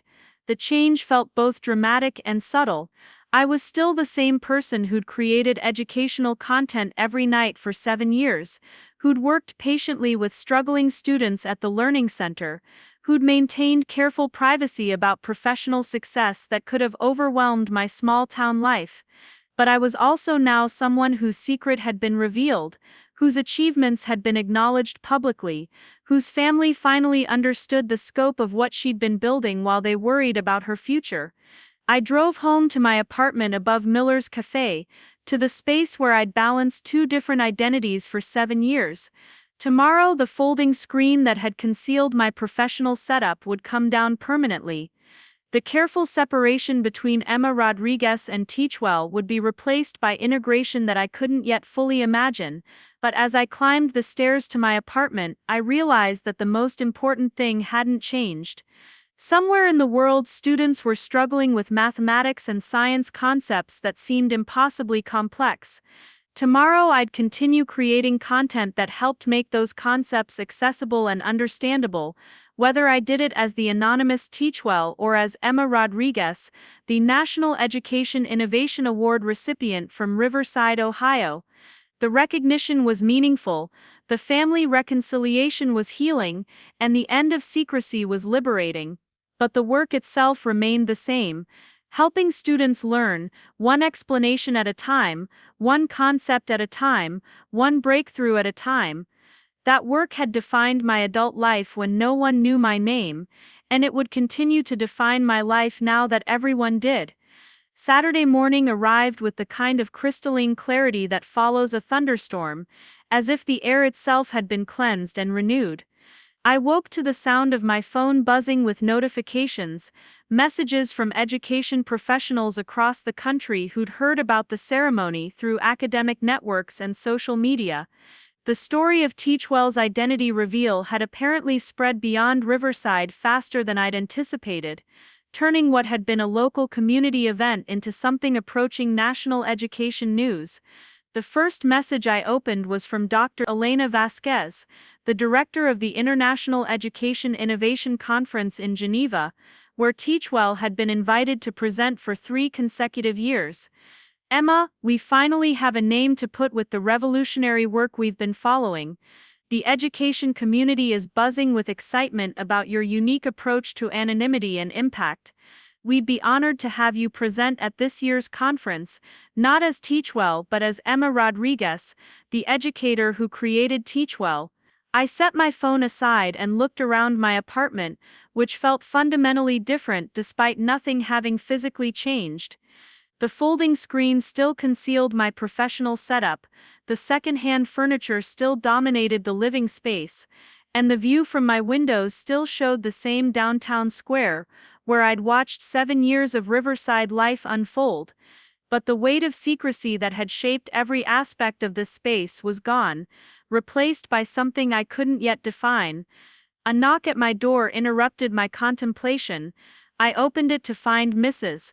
Henderson standing in the hallway with a coffee tray and what appeared to be homemade muffins, her expression mixing the maternal concern she'd always shown with newfound respect for the professional achievement she'd witnessed the night before.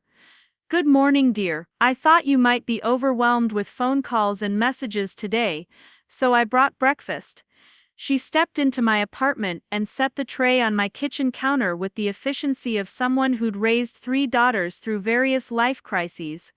"I also wanted to talk with you about what happens next." "What do you mean?" I accepted the coffee gratefully, realizing I hadn't eaten anything since lunch the previous day. "Emma, honey, you've just revealed that you're one of the most successful education professionals in the country while living in a small town where everyone knows everyone else's business. That's going to create opportunities and challenges you probably haven't considered yet." She settled into my armchair with the confidence of someone who'd decided to dispense wisdom whether it was requested or not. "I've been thinking about the opportunities, but you're right about the challenges. I'm not sure I've fully processed what it means to lose the anonymity that made my work possible." Mrs. Henderson nodded thoughtfully. "In my experience, honey, The biggest challenge isn't going to be the professional opportunities or the media attention, it's going to be maintaining the relationships and the perspective that made your work authentic in the first place. What do you mean? Well, for 4 years you've been able to interact with your students at the Learning Center as just Emma, their tutor, who happened to be good at explaining difficult concepts. You've been able to work at my bookstore as an employee rather than a celebrity. You've been able to live in this community as a neighbor rather than as someone who's achieved more than most people ever dream of. She paused to sip her coffee. Starting today, every interaction you have will be colored by what people know about your professional success. The truth of her observation hit me more powerfully than I'd expected. Kevin, Sarah, and Michael at the Learning Center would never again see me as just their tutor who could explain algebra in ways that made sense. They'd see me as Teachwell, the educator whose content reached millions of students worldwide. Mrs. Henderson herself would never again think of me as simply a reliable employee who was good with customers and inventory management. How do you handle that kind of change? I asked, genuinely curious about her perspective. You remember that the work itself hasn't changed, even if people's perception of it has. You're still the same person who can make calculus understandable to struggling students. You're still the same person who treats every customer at the bookstore with respect and patience. The recognition doesn't change your character or your abilities. It just makes them more visible. Before I could respond, my phone rang with a call from Marcus. His voice carried none of the confidence I was accustomed to hearing, replaced instead by something approaching humility. Emma, could we meet for coffee this morning? Just the two of us before the whole family gets together to process what happened last night. He sounded like someone who'd spent a sleepless night reconsidering fundamental assumptions about his sister and their relationship. Of course, Miller's Cafe in an hour. Actually, could we meet somewhere else? I think this conversation needs to happen away from your building, away from downtown where everyone will want to talk about last night's ceremony. We agreed to meet at a coffee shop in the next town over, a neutral location where we could have a private conversation without interruption from neighbors and community members who were probably still processing the revelation about their local education celebrity. Mrs. Henderson gathered her coffee tray and prepared to leave, but paused at the door with one final observation. Emma, dear, remember that the people who matter most will love and respect you regardless of your professional achievements. Don't let the recognition change how you see yourself or how you value your relationships. After she left, I spent an hour responding to messages from education professionals, journalists, and former students who'd somehow connected my real name with the Teachwell content they'd used or studied. Each conversation required careful thought about how to maintain professional relationships, while protecting the personal boundaries I'd need to preserve my sanity and creativity. The drive to meet Marcus gave me time to think about our relationship and how dramatically it had shifted overnight. For 7 years he'd been the successful sibling, the one who'd achieved everything our parents had hoped for in terms of education, career, and community standing. I'd been the puzzle, the family member whose choices didn't make sense and whose future remained unclear. The reversal of those roles would require adjustment from both of us. I found Marcus already seated at a corner table in the coffee shop, looking uncharacteristically uncertain. He'd traded his usual confident business attire for casual clothes that made him seem younger and more vulnerable. When I approached his table, he stood to greet me with an awkwardness that suggested he wasn't sure how to interact with the sister who'd turned out to be someone completely different from who he'd thought she was. Emma, I've been awake all night trying to figure out how to apologize for the last month without making this conversation about my guilt instead of your achievement. He gestured for me to sit, then remained standing until I was settled, a formal courtesy I'd never seen from him before. Marcus, you don't need to apologize for being concerned about your sister's financial stability and life choices. You need to apologize for assuming the worst about my character when the evidence didn't support your expectations. He winced slightly but nodded.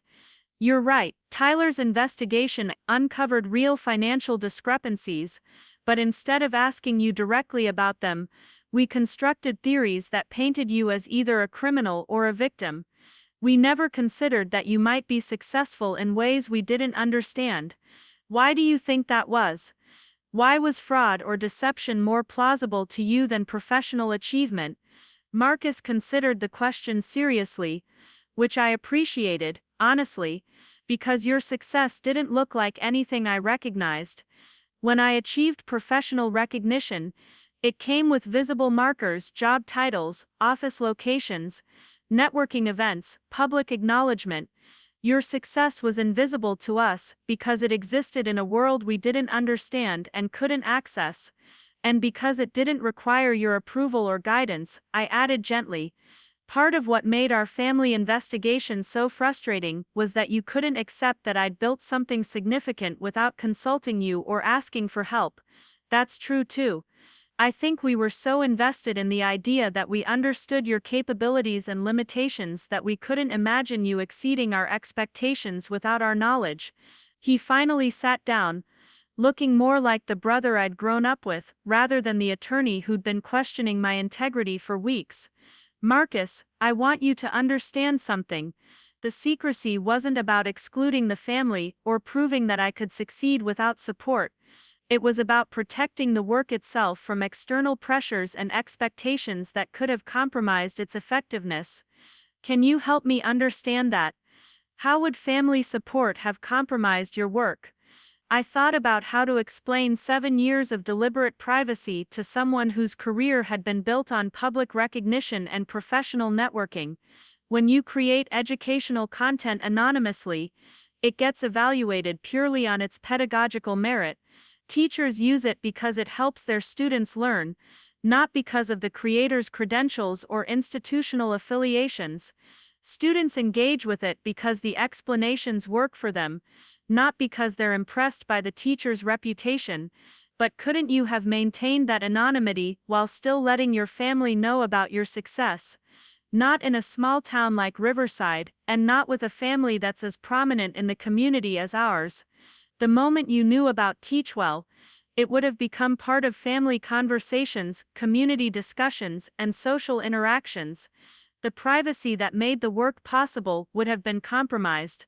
Marcus nodded slowly, beginning to understand the careful balance I'd maintained between my public and private lives. So the choice wasn't just about your career, it was about protecting your ability to do the work effectively.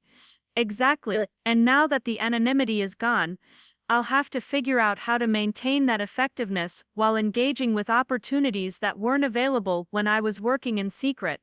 We spent the next hour discussing the practical implications of my revealed identity and the changes it would bring to our family dynamics. Marcus asked thoughtful questions about my work and its impact, showing genuine interest in understanding the professional achievements he'd missed during 7 years of assumptions about my underemployment and lack of direction. Emma, I want to ask you something that might be uncomfortable, he said as our conversation began to wind down. Are you angry with us for forcing this revelation, for making it impossible to maintain the privacy that was so important to your work? I considered his question carefully, thinking about the investigation that had uncovered my financial connections, the family confrontations that had made secrecy unsustainable, and the ceremony announcement that had ended my anonymity permanently. I'm not angry, Marcus. I'm sad that it took a public revelation for you to believe in my success, but I'm not angry about the outcome.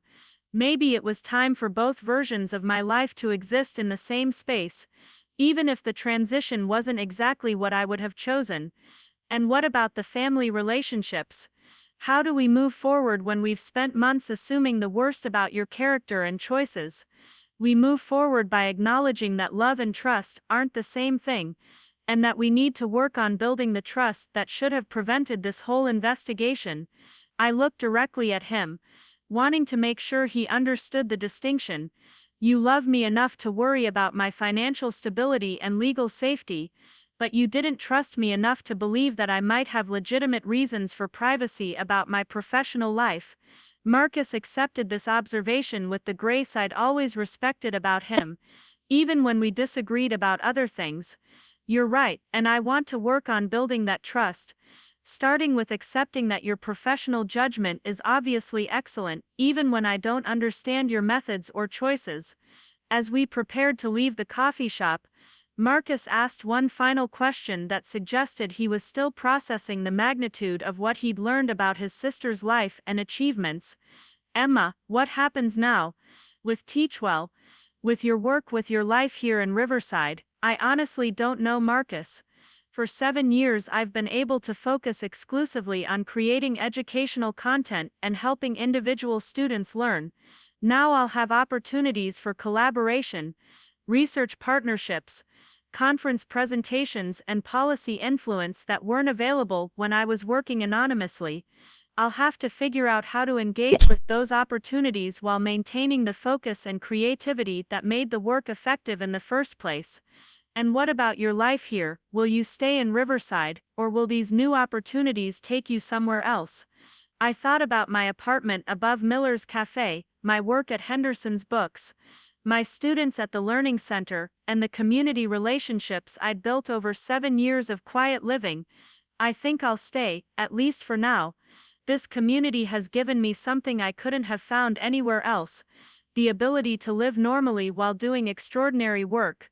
I'm not ready to give that up, even if the dynamics are about to change significantly. That afternoon brought a family gathering at my parents' house that felt fundamentally different from every previous family discussion we'd had about my life and choices. Instead of concern about my future and disappointment about my apparent lack of achievement, there was genuine curiosity about my work and pride about recognition I'd received from the national education community. My mother had spent the morning researching Teachwell online, discovering the scope and reach of content I'd been creating while she worried about my financial stability and career prospects. Emma, honey, I found articles about your mathematics program being implemented in school districts across the country.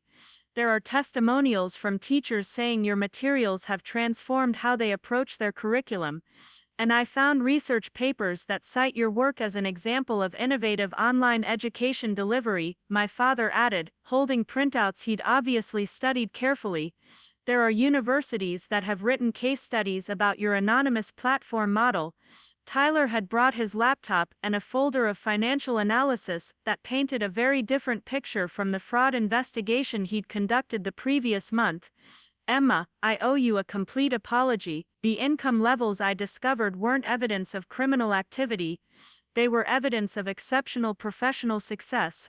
The business structures you established weren't designed to hide illegal income. They were designed to protect your privacy while managing legitimate revenue streams. Jessica approached the situation from her legal perspective, asking practical questions about intellectual property, business partnerships, and the professional opportunities that would be available now that my identity was public. Emma, you've created substantial value through your educational content, and now you'll need to consider how to protect and leverage that value as you transition from anonymous creator to public professional. The conversation continued for several hours, with each family member processing different aspects of the revelation and its implications for our relationships and dynamics. But the most meaningful moment came when my parents asked to see the professional setup I'd maintained in my apartment for 7 years. We'd like to understand how you've been doing this work, my mother said. We want to see the space where you created content that reaches millions of students, the equipment you've been using, the environment that made all of this possible. That evening I brought my family to my apartment and removed the folding screen that had concealed my professional workspace for 4 years. Behind it was a setup that would have impressed most technology companies: 3 high-resolution monitors, professional lighting equipment, multiple cameras for different types of content creation, audio recording gear, and editing software that cost more than many people's annual salaries. This is where Teachwell was created, I said, gesturing to the space that had been invisible to everyone except me. Every night after my shifts at the bookstore and the learning center, I'd come home and work on explanations of calculus concepts, chemistry principles, and physics problems that students around the world were struggling to understand. My father examined the equipment with the appreciation of someone who understood quality tools, while my mother focused on the organizational systems I'd developed for managing content creation, student feedback, and business operations. Marcus was clearly impressed by the sophistication of the operation I'd maintained while appearing to work part-time jobs with limited income. "Emma, this is a full professional studio," Jessica observed, her legal training helping her recognize the business implications of what she was seeing. "You've been running what amounts to a media production company while we thought you were struggling to make ends meet with retail and tutoring work." "The retail and tutoring work were real too," I explained. "They provided me with direct contact with students and community members, keeping me grounded in the practical realities of education while I created content for a global audience." The balance between local and international work was essential for maintaining perspective and authenticity. Tyler was taking notes on the business model, probably analyzing the revenue streams and operational efficiency of what I'd built. "Emma, from a financial perspective, this is remarkable. You've created a sustainable, scalable business that generates substantial income while providing genuine value to your customers. The fact that you did it anonymously makes it even more impressive." As my family explored the workspace where Teachwell had been created, I realized that this moment represented the end of one phase of my life and the beginning of another. The careful separation between my public and private identities was over, replaced by integration that would require new strategies for maintaining creativity, authenticity, and effectiveness. But I also realized that the most important elements of my work hadn't changed: the ability to take complex concepts and explain them clearly, the desire to help students understand subjects that intimidated them, the satisfaction of knowing that somewhere in the world, a struggling student was finally grasping a mathematical principle because of content I'd created. Those aspects of my work were independent of recognition or anonymity. Over the following weeks, my life in Riverside transformed in ways both dramatic and subtle. The media attention was manageable but persistent, with education journalists and local reporters wanting to understand how a small-town resident had achieved national recognition while maintaining complete anonymity. The professional opportunities were overwhelming, with universities offering faculty positions, companies proposing partnerships, and conferences requesting presentations about innovative education delivery methods. But the most significant changes were in my daily interactions within the community. Students at the Learning Center now saw me as someone whose work reached millions of their peers around the world, which initially made them self-conscious about asking for help with basic homework problems. Mrs. Henderson treated me with the same kindness she'd always shown, but there was new respect for the professional achievement she'd witnessed. Neighbors who'd known me for 7 years as the quiet girl who worked at the bookstore now approached me with questions about education policy and requests for advice about their children's academic struggles. The integration of my two identities required constant adjustment and conscious effort to maintain the relationships and perspectives that had made my work effective. I had to learn how to accept recognition for my achievements while preserving the humility and approachability that had made me an effective teacher. I had to figure out how to engage with professional opportunities while maintaining focus on the individual students who'd inspired my work from the beginning. 3 months after the ceremony, I received an invitation that crystallized both the opportunities and the challenges of my new public identity. The International Education Innovation Conference in Geneva wanted me to deliver the keynote address about anonymous impact and the role of privacy in professional effectiveness. It was exactly the kind of recognition that would have been impossible during my years of anonymity, but it also represented a level of visibility that could fundamentally change how I worked and lived. I accepted the invitation, understanding that my presentation would mark another transition in my evolving professional identity, but I also made decisions about maintaining connections to the work and relationships that had shaped my understanding of education's true purpose. I continued working with students at the Learning Center, adapting my approach to accommodate their new awareness of my professional success while preserving the direct personal interactions that had always been the foundation of effective teaching. I maintained my part-time position at Henderson's Books, finding that the quiet routine of shelving books and helping customers provided essential balance to the increasing demands of professional recognition. Most importantly, I continued creating Teach Well content with the same focus on student understanding and pedagogical effectiveness that had guided my work from the beginning. The recognition was meaningful, the opportunities were exciting, and the family reconciliation was healing, but the core purpose remained unchanged: helping students learn, one explanation at a time, one breakthrough at a time, one moment of understanding at a time. The ceremony that had revealed my secret identity had changed everything about how I lived and worked, but it had also confirmed that the most valuable aspects of my professional life weren't dependent on anonymity or recognition. They were dependent on the commitment to educational excellence and student success that had motivated my work from the very beginning. When I was just Emma Rodriguez, creating content in her bedroom while working part-time jobs in a small Ohio town where nobody knew her name. Up next, you've got 2 more standout stories right on your screen. If this one hit the mark, you won't want to pass these up. Just click and check them out.